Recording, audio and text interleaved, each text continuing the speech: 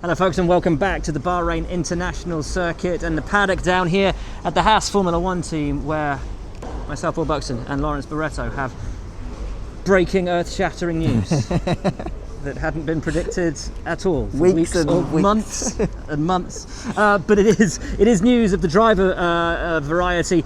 Romain Grosjean and Kevin Magnussen, we knew were leaving the team. Their replacements had been predicted for some time, and we've had confirmation over the past 24 hours. Yes, I feel quite bad for Haas. They obviously announced Nikita Mazepin yesterday, and then the Lewis Hamilton news broke. Yes. They've announced Mick Schumacher today, and then George Russell news broke, which I taken in at Williams. But at least it's final confirmation now that Haas are going down this new path, this path of young drivers with financial backing to pump that money into the car development, because they've obviously struggled so much in the last couple of years. It's a gamble.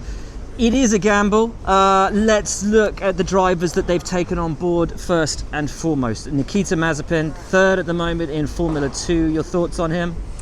I think that it's going to be an interesting couple of years that he's got at the team. I think him and Mick actually are going to struggle quite a lot initially to kind of make that adaptation, because they've only got 3 days of testing. But Gunter speaks very highly of him. He's been very impressed by what he's done in the junior formula up until this point. He's obviously got a billionaire father who can help put funds into the team and help that with that car development that we were talking about. So I think overall, if this is what their strategy is, it makes a lot of sense for Haas. Mick Schumacher, of course, we know the name. We've followed his career with interest for a long time. Currently leading the Formula 2 Championship, looks likely to win the Formula 2 Championship. Obviously here because of talent, also here because of marketing. The Schumacher name brings with it a huge amount of global focus. I can imagine today, despite the news of George going to Mercedes for the next couple of, this race, potentially 2 races, the headlines will actually be more focused on the fact that the Schumacher name is coming back to Formula 1. It's huge for Formula 1, I think, as a sport to have the Schumacher name back in. It's great also that Mick has come through, and he's hopefully going to be coming through with accolades under his belt. It's not going to be just because he's got the Schumacher name. It will obviously be interesting to see whether he can cope with the pressure, A, of the name, B, of running in Formula 1, and see at the back of the grid at the moment, because the car at the moment isn't probably going to be contending for points. Do you think this is a positive step for the team? I think it is, because I think at the moment Haas has spent the last couple of years struggling for performance. They've really struggled with development, and I think if they don't get the funds in place, either to improve the personnel that they've got in the team, hopefully this arrangement with Mick Schumacher will perhaps make Ferrari personnel available to them going forward. They can get some more know-how into the team. It will kind of hopefully help with the development, because at the moment they've just looked lost all too often, and I think this extra money will really help. You and I were talking about this on the way into the track today. You know that our opinions are slightly different on this. I have major question marks over both the route that they're taking and the drivers that they've chosen. Mazepin is quick, there's no doubt about that. I question at times his, shall we say, ability to contain his aggression and his anger. I spoke to him yesterday, interviewing him, and how much he was looking forward to the season, and I said, what kind of a driver are you? And he said that he would literally do anything and everything up to the point of it being against the sporting regulations. Like, he will literally stretch everything, and it's quite... Look, there's being punchy, and there's getting your elbows out, and then there's just going that little bit too far. I hope it's not just he's here for the money. I hope it's that the talent will shine through. I question it though. With Mick, everything I've seen out of him, it's taken him a long time to get to grips with the championships he's been in. Formula 4, ADAC, Formula 3, and Formula 2, it's been almost identical. It's taken him a good season and a half to find that comfort level with the car, and then he's smashed it, and he's been incredible. Same in F4, same in F3, same in F2.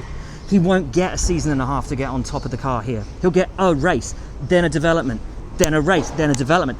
The rate of progression in Formula 1 is constant. You do not have that same car at your disposal for a year and a half. And I hope that I'm proved wrong, but I wonder if he has that ability to take the constant progression of a car, deal with it, and adapt and grow and push in the right direction. I also question if 2 rookies are the right direction for a team which last year questioned the feedback of 2 experienced drivers and instead went with data which they later found to be incorrect, and that the drivers' opinions had been right all along. It cost them half a year on the track. In terms of development, it cost them a year, and it put them into the cavern the huge crater of competitive disorder that they found themselves in, and I worry. I really, really worry. I want it to be good, but I do worry. We've hit on quite a few points there. I think starting back with Nikita, I think he probably potentially is going to be quite hard to manage.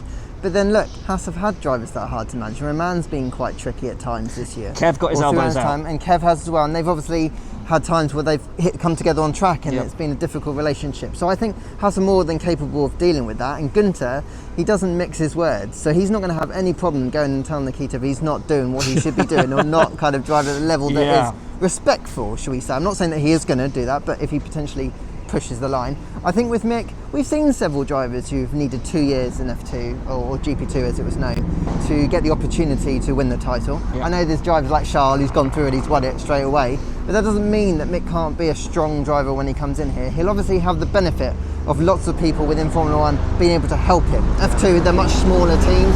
He's going to have many more people with him in a Haas who will help him understand the data, settle in, hopefully get to grips with things a bit more so we can see the talent that you talked about that came through sort of 18 months later. The key probably is this team being able to help him and kind of open the door to potentially what could be a strong talent.